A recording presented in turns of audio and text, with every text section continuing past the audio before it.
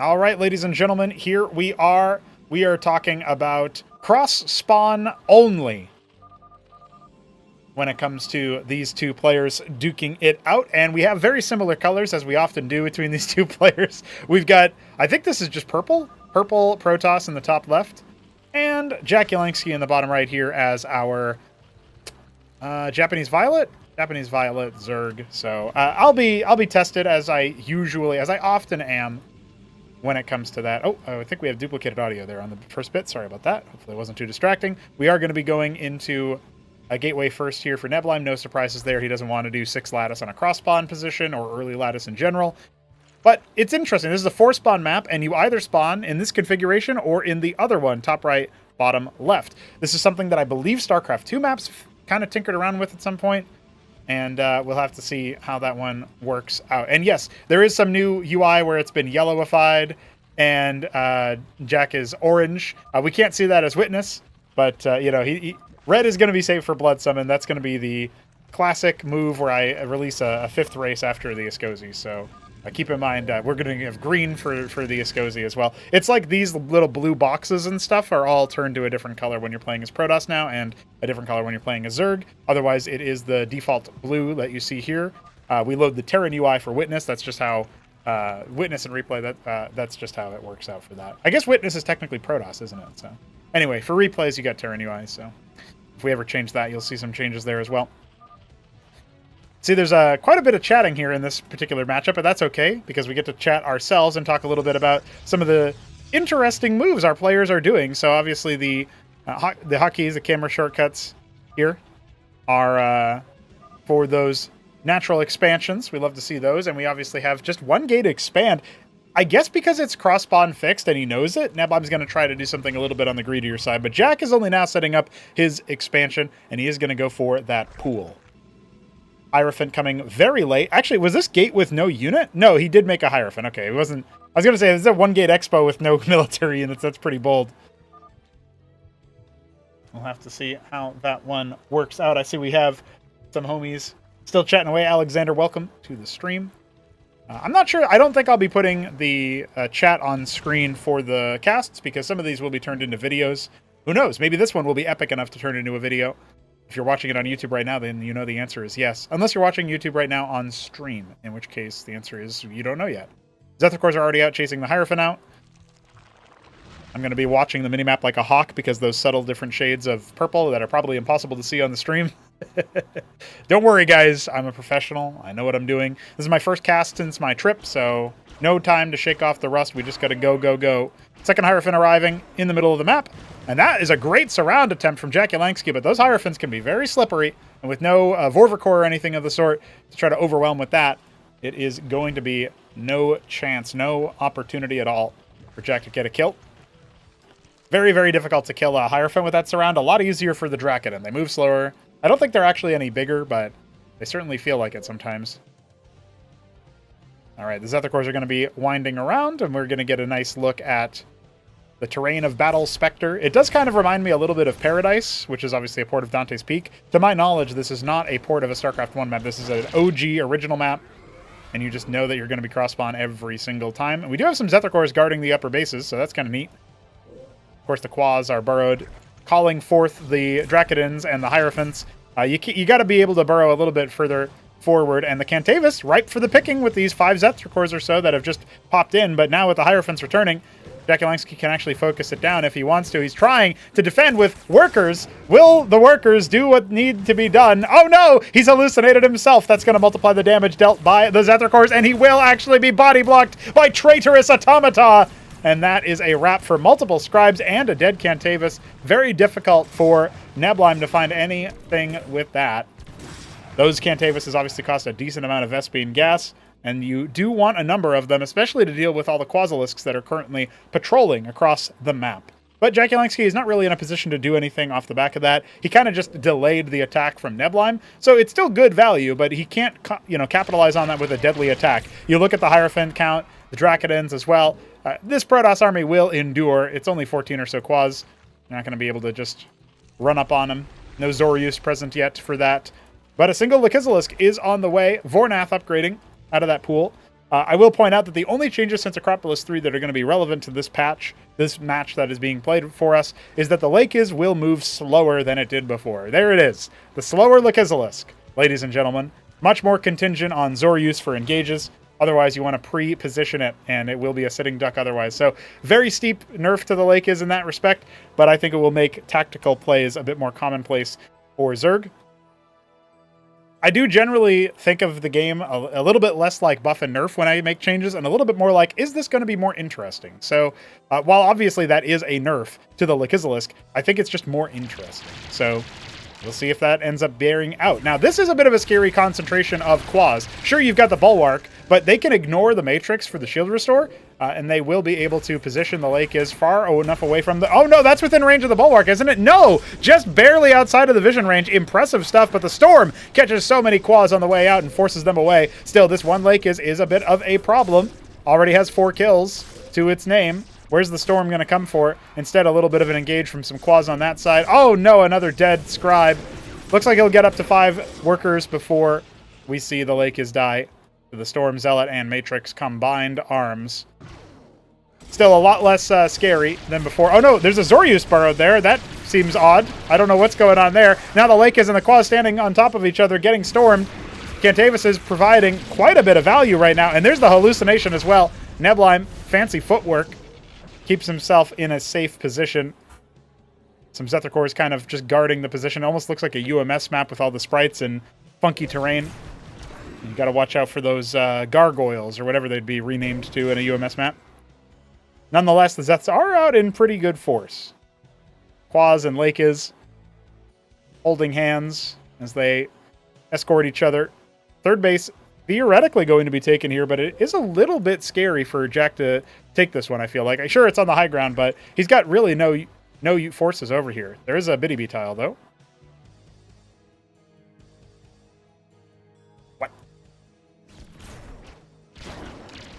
It's kind of funky that Neblime is still out here with a fairly expensive group of 5 units. Or 6 units, I should say. You'll see this nifty little feature from DF that indicates on the wireframe for the group select how much energy a unit approximately has. And that's pretty useful for us to see that indeed that Cantavis is not long for this world energy-wise. A Gorgakor arrives to seal its fate. But back at home, there's a Pariah out already. We've got Zealot, Amaranth. We've got another Cantavis, Matrix. The biggest issue right now is that there is no third base coming for our Protoss player, but he is getting his Tier 4 structure, rushing up to Ancestral Archives. Let's see what he can do with that. Zerg garrisoning just about everywhere. We've got Zets and Lake pouring forth. 4 of them already in a position, but I don't really like this without any support because it just allows the Cantavis to storm with impunity. It has to channel that storm, so you can try to interrupt it with other units. I think that's probably what the Gorgakors are for. But now with gateways adding into the walls, I don't think Jack should actually pull the trigger on this attack right now. I think he should think about maybe setting up some kind of containment. He has more Lakes in position, 6 of them in fact, and he's got a lot more Gorgs coming. So he can try to go after the worker line if he wants to with those. It is still a very valid tactic as of right now. Especially with, I think he's going to have 8 Gorgakors on the front line of his opponent, knocking on the front door. And if he pre-positions his Lake properly, he can actually stop Neblime from being able to do much of anything here. Now, of course, it has been a cancellation when it comes to the gateways, and then he's going to go for the Bulwarks instead. Obtecton about, we'll say 33% of the way done, but the Scribes are already going to start splitting. And a Pariah has arrived. 2 Pariahs, in fact, pre-positioned as soon as he saw the Gorgs. This is great play from Neblime. He's not going to lose hardly any workers comparatively to what he could have used, what he could have lost. And so the Pariahs will definitely help take care of things. At the end of the day, it's something like 8 workers have gone down, I believe. But a lot more Gorgs went down. And this Amaranth chased off half the army that Jakulangski was just not paying attention to. He's got so many idle workers at the third base. He is setting up a 4th. So there's still things going on for Zerg. But he's definitely microing a little bit too much trying to chase an Amaranth, and not really microing enough with the Gorgs in the mineral line. Was not an automatic victory the way that maybe he hoped it would, but he has saturated this base, actuated it. He can send a rally of workers up to the 4th at the 3 o'clock position. First up, Tecton has arrived. We've got Pariahs and Amaranths chasing it off the main army. Hallucination going to be a real menace. These Lakes still have not done a thing, and now they will traipse away very slowly. This one Amaranth continuing to scout out and fight individual Zethar cores. Looks like 12 o'clock will be the target. Neblime immediately warping in a Nexus. Clears out that one Zethar core that was guarding it, escorting the Scribe, and Tier 2 finishes. Immediately, Ultrav Cavern. Immediately, some Oxel Cesians. I believe we're going to see Ultra cores. I believe we're going to see some Zarkaver cores. The evolution of the Zorius and the Gorg. But we're starting to see the Tecton stack, and if Pariahs keep getting made in good number, it's really hard to actually unseat that artillery. Well, looks like Neblime going to be scouting out 6 o'clock, judging by his camera position. He's got witnesses patrolling the field, and Amaranth dispatched to that spot, already distance mining, as he desperately tries to get his third set up. Make no mistake, even though Jack's containment was rather lackluster, it still did the job. Neblime trying to do a cheeky tech rush. In the process, the counter seems to have been exactly what jakulangski is doing. Mass expanding. He hasn't really saturated this fourth base, unfortunately, but he stayed up a base of his opponent. He's setting up a fifth. So as soon as he establishes a bunch of workers over here, I think he's going to be in really good positions. That being said, we already have Ultra Cores on the way, as predicted. Not a lot of Vespene in the tank right now. Matravel Nest on the way. Plenty of units just kind of scouring the map. Not quite Krankendow style, but still great vision here for Jack to know exactly where the third base is. A whole horde of Zorius. I would be very surprised if we don't see a couple of them turned into Ultra Cores at some point as soon as the Vespene is secured. We actually don't see any gas capping except for the one Escagant. So we've got one ridge cap, but that's it. Is that it? Is that true of the whole game? No, we've got 2 ridge caps for Neblime, but no geyser caps just yet, and Protoss don't need to tech into something very expensive in order to access them, unlike the other races. So that is a little bit surprising. A stack of 4 Lake is... I don't see a witness here, but you can still get a storm off and uproot them that way. Doesn't look like Neblime currently wants to do that. He wants to actually see where they are for sure before making a decision like that. So many Lakis spines. They will eventually shred through the Pariahs, especially with the help of the Rilla cores reducing the armor. There's a great storm, though. That is going to activate a lot of the Zorius passes, but we've already got some Ultra cores coming into play. I just don't know if it's quite enough, because the Tectons are starting to do a lot of damage to him, and meanwhile, the focus fire out of those Atriuses, that one Grand Library Neblime made, really paying dividends between the Cantavis, Amaranth, and Atrius. Now we've got to start seeing some more advanced strains come out. The problem is, I think a large portion of the army was sent down here. No, it's just Drolets, and a single Pariah is massacring the 5th base, shutting down the mining before it can even really begin, and the whole Protoss army is still intact, while jakulangski has hardly anything to speak of when it comes to his military. He's actually waypointed his workers all the way back to this faraway 4th base, on the precipice of Neblime attacking it. Well, I think that might have actually been a Nidus attempt. Hard to say. I don't see a K-Grit anywhere else, so that's what would have happened if it was.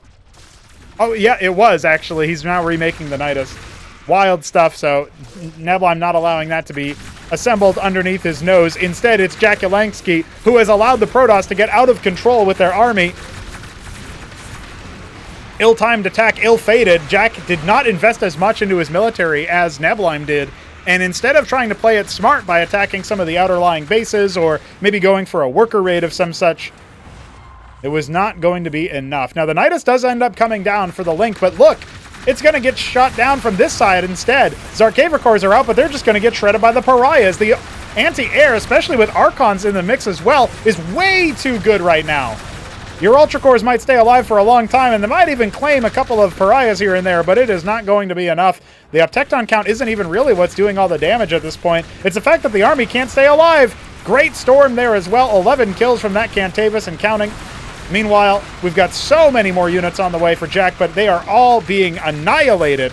This army hasn't reinforced that much. It hasn't needed to. Neblime has just been crushing through, and it doesn't feel like there's nothing here left for Jack. He doesn't have tier 3 on the way or anything, and even if he did, how would he actuate it with going on, sure, a little bit of resources to try to replenish the lost 4th base at his 5th, but he still hasn't capped any geysers, it looks like. It's just the ridge cap at the 3rd. And now there's another army sent over from Neblime to crush this position. Obviously, the Nidus was destroyed. A single Ultra Core, all that stands between that small squad and the demise of that base. You can even see Neblime preemptively sending his army that direction because he wants to link up and deal with this base for sure, for good. He's already taken care of all the workers, and no easy way to reinforce. Meanwhile, if we take a look, the base continues to develop. We've actually added lattices for golems in the late game. We've got 3 ancestral archives, not just 1. 2 of them have been blinking for a while for the Archons, and this army is very Brood War style, moved up to the high ground just to distract things. Meanwhile, we've got Matrolets being focused down. They only get 1 spell off in the process, and they don't even really get too many ensnare procs for their allies. Oh boy. Well, Ultra Cores are on top of the Uptectons. That's definitely a matchup that Zerg favored when it comes to those 2 units, but there is a Patriarch allowing for some shield restores, trying to counteract and stall the Ultra Cores from being able to do all the damage they need. Still, it's good for 2 Uptecton kills and maybe a 3rd with so many Ultra Cores getting so much value. Yeah, that is going to go down. A little bit of a Pyrrhic victory for the Zerg as they have fully lost all of the mining at that position. And only now is Jack even thinking about resetting that base, but he can't. He's got too many other things to deal with right now. His army is still getting really, really massacred. These tight chokes are really good for splash damage, but it doesn't quite look like Neblime is as interested anymore. He's set up a 4th base. He's got so many defenses in a really, really good position. Jack trying to bring it back. What has he got cooking? He's making a lot of Ultra Cores, but really, aside from the couple of Vilgs and a couple of Zoryus, he hasn't really been able to support his army in any other way. I don't know if it's larva gated or what. Maybe it's just the resources that he keeps losing at these bases, but he's about to get his 5th base fully killed this time. There is no saving it. No matter how many more units he sends at this problem, he does not have the composition to beat what Neblime has assembled. To the point where I think this back force could clear the reinforcements as the front force takes care of the hatch, and the front force is most of the damage. Here we go. More reinforcements coming on in. Well sped from all of those corpses, but the Ultra Cores are going the wrong way. Vilgorikor is trying to engage and soften them up so that the Ultra Cores can lifesteal. I don't think it's going to be enough. It's a messy fight. We've got a little bit of support from the Zoryus rending the armor, but I think those are very, very close to death. And Neblime is not even positioning his army to deal the damage that it needs. An Archon falls, but now the Pariah's on the high ground. The Cantavis with a storm on the ramp. It's beautiful. It doesn't feel like there's anything that Jack is going to be able to do to uproot this army. Instead, he tries to send some Zets this way just to discover a fully fortified base. Neblime has had the economic advantage ever since shutting down the 4th base. And now he goes for it again with another cycle of units, and there is nothing here to defend it. More and more reinforcements forcibly committing up the ramp. They will eventually annihilate this Protoss army, but they have stood their ground. They have made their sacrifice and done exactly what they needed to do, because there is still only 3 base Zerg. 6 o'clock gonna hatch soon. Hopefully a bunch of workers can go there for Jack, but he's run dry. He's basically got no minerals left. Gonna deplete on his natural very soon. His 3rd base not long for this world. 4th once again shellacked. 5th long dead. This base, paradoxically, it looks like poor saturation or something. He hasn't actually been able to deplete these 2 minerals in the main base, but other than that, he's definitely in a good spot. Or in a bad spot, rather. No opportunity for any sort of large-scale resurgence into this game. He's going to have to make a lot happen with very little. And the Uptecton Doom stack in the middle of the map.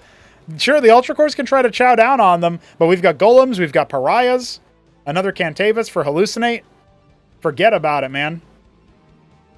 This is a scary amount of Ultras, but there's no support for them. No air units to try to pick apart the back line, and certainly nothing that can get through all the Golems, the Archon, the Pariah. This hit squad now going to come down and endanger this hatch. It reveals the presence where exactly Jack's army is. By the way, an Argosy is being made inside Neblime's base, finishing up as we speak. He is going to be going for Empyreans probably, maybe a Didact or so. A bunch of Zarkavicors are going to finish up. That might be the support unit that Jack needs. Yeah, it is a Didact on the way for Neblime. Stasis could be humongous here if he can find where the Zarks are, or maybe just stasis a bunch of the Ultra Cores. But this fight looks like it's much better for Jack to take than maybe we initially thought, because those Ultra Cores are just going to take so long to get down. This is what they can't be doing. They really shouldn't be attacking the Golems and the Archons. They need to be sicking onto the Uptectons like battle dogs, but it's not happening right now, and they are eventually going to be crushed. One thing you can say about this composition that Neblime has built, it's not so good at closing games, but it is good at staying alive, even when he takes a faulty engagement like that. Even when Jack finds an opportunity to pounce, he just doesn't have what he needs. And there it is. Yet another defeat for Mr. Jakulangski. A Xenolith has been made in the top right. We know that Neblime likes to retrieve some of his high-tech units. A random Cantavis being chased by several units, only to be... Oh, he gets a huge impact hallucination, dude. That was a massacre of expensive Zerg units. And yeah, he orders up a round of workers, but that is not going to matter. Bottom left now been found. He's trying to retake where his original 5th was. He does have 6 o'clock up and running, but Jack is going to lose his 4th base yet again. So he is only on 4 bases. At the very least, getting an extra base mining is really important. But where does he go from here? He can't really stop the bleeding. The Didact is on the way, wrapping around for his position. The Scribes have discovered that the top right natural has been taken by the Zerg, so that'll be radioed in. Those traitorous automata will absolutely find a good value here.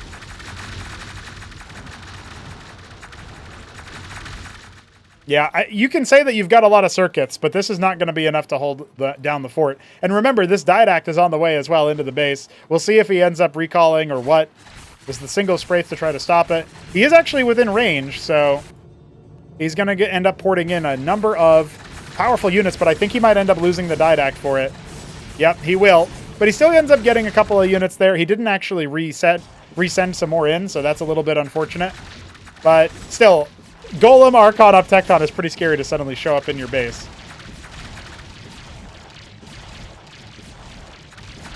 I love how long Archons last in Cosmonarchy, dude. Good luck. He's got Quaz attacking it, dude. It's got 3 armor. See you later, my friend. The 3rd base has been fully massacred. The Ultra Cores are only now really cycling in, but there's not so many of them. Like, where do you go when there's so many? You try to dodge all the lasers. Here's some more Ultra Cores coming in. They have no support, these up Tectons. They are going to start to end up losing. There's the Archons coming on in, and yeah, linking back up with the other army. It's a shellacking to last a lifetime. Got enough lasers for days. Another Didact on the way towards the bottom left. We are going to see a huge attack coming into this position before those bases can really pay out many dividends. And yeah, Ultra Cores are still streaming in, but look, he's never dealt with this position in the bottom. He's going to lose a Tech Node to it. At the very least, he's going to lose the Matravel, and GG has to be called as the Protoss army storms yet another bridge. Neblime will finally take the game, and it was a glorious match indeed.